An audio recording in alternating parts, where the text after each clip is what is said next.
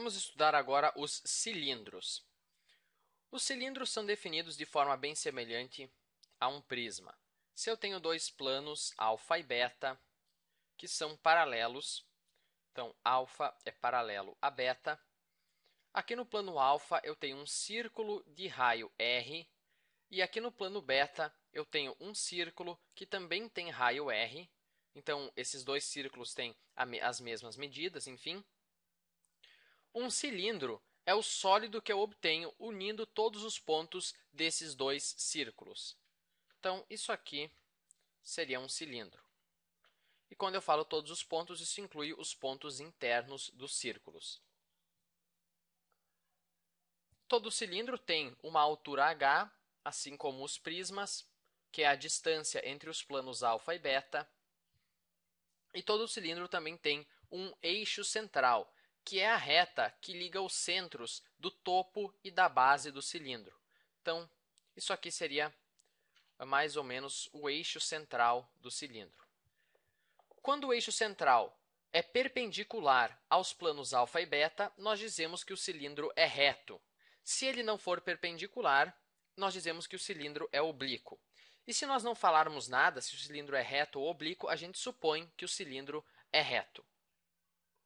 Nesse caso aqui, nós podemos dizer que é um cilindro reto. Esse ângulo aqui é 90 graus.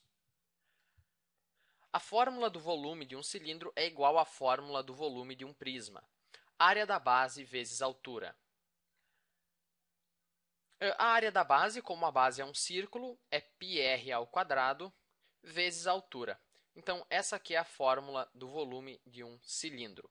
É πr ao quadrado vezes altura.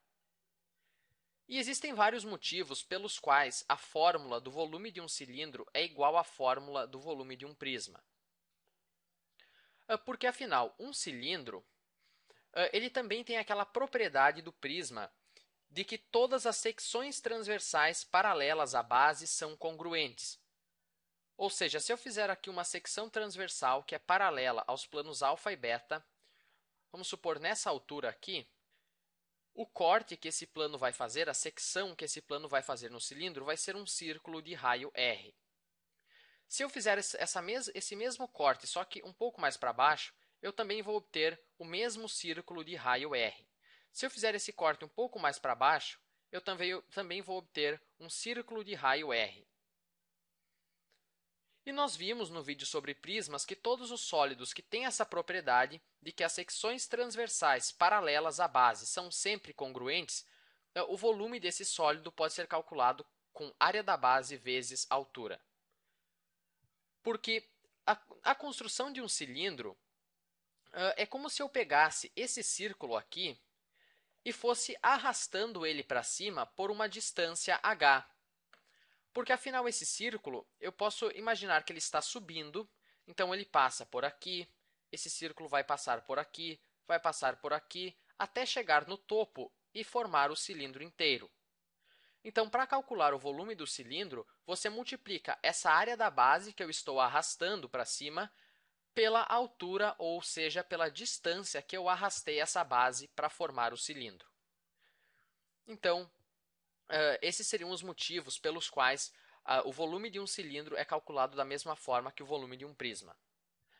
Além de que, para confundir você um pouco mais, um cilindro ele não deixa de ser um caso muito especial de um prisma.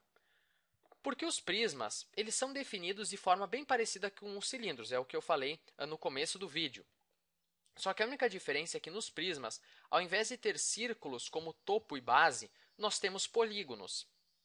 Só que nós já vimos em outro vídeo, se não me engano, no vídeo demonstração da fórmula da área do círculo, nós vimos que um círculo ele pode ser entendido como um polígono de infinitos lados. Inclusive, eu até tenho aqui a ferramenta polígono e posso fazer aqui um polígono de 40 lados. Então, vou fazer aqui um polígono de 40 lados. Observe que ele é praticamente igual a um círculo. Talvez você até perceba que ele tem algumas arestas aqui, certo? Mas ele tem 40 lados e, aos nossos olhos, ele é igual a um círculo. Então, você pode interpretar um cilindro como sendo um prisma onde a base é um polígono de infinitos lados. Tem tantos lados que esse polígono acaba virando um círculo. E por isso, então, o volume de um cilindro é igual ao volume de um prisma, porque o cilindro é um caso especial de prisma. Mas até não é bom eu falar muito isso, porque o cilindro não é um prisma. Porque nós vimos que os prismas são poliedros. Eles são sólidos delimitados por faces poligonais, certo? Se você fizer um prisma, até eu não falei isso no vídeo anterior, então é para confundir você ainda mais. Se você fizer um prisma, ele é um sólido delimitado por faces poligonais, certo? São polígonos que delimitam esse prisma, por isso ele é um poliedro. Poli significa várias e edro faces, então são várias faces poligonais. Agora, no cilindro, eu não tenho faces poligonais. Eu tenho dois círculos, que com certeza não são polígonos, e também tenho um retângulo. Essa parte lateral do cilindro é um retângulo dobrado sobre si mesmo, de forma a virar uma superfície curva. Então, o cilindro não é um poliedro e, portanto, não pode ser classificado como um prisma, nem como um caso muito especial de um prisma. Mas, para fins didáticos, digamos assim, para explicar a semelhança das fórmulas, nós podemos considerar, mas com muitas ressalvas. Agora que eu já confundi você bastante, vamos determinar a área total de um cilindro. Então, eu vou fazer aqui um cilindro, mais ou menos isso aqui. Ele tem um raio R e uma altura H. E eu quero calcular a área total desse cilindro. Bom, a área total é basicamente a soma da área do topo com a área da base. E são dois círculos com a mesma área, certo? A área do topo é πr ao quadrado. A área da base também é πr ao quadrado, porque o raio é o mesmo. Agora, para obter a área total, eu tenho que somar também a área lateral. E como eu falei antes, essa área lateral do cilindro, na verdade, é um retângulo dobrado sobre si mesmo. E tente imaginar isso na sua cabeça. Você pega um cilindro e você desdobra, você planifica essa parte lateral dele. Se você fizer isso, você vai obter um retângulo. Você vai obter um retângulo. Talvez seja mais fácil imaginar o caminho contrário. Imagine esse retângulo dobrando sobre si mesmo, de forma que você junta esse segmento aqui com esse segmento aqui. Daí você vai obter um cilindro, certo? Se você dobrar esse retângulo de modo a juntar esses dois segmentos, você vai obter um cilindro.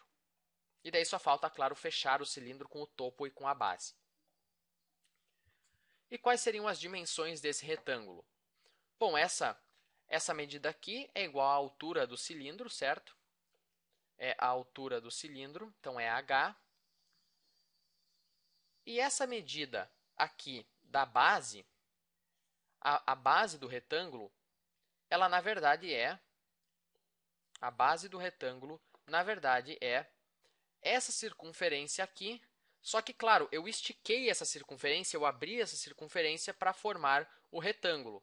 Então, a medida dessa base é igual ao comprimento da circunferência da base do cilindro. Qual é o comprimento de uma circunferência? É 2π vezes o raio. Então, a base desse triângulo aqui mede 2πr.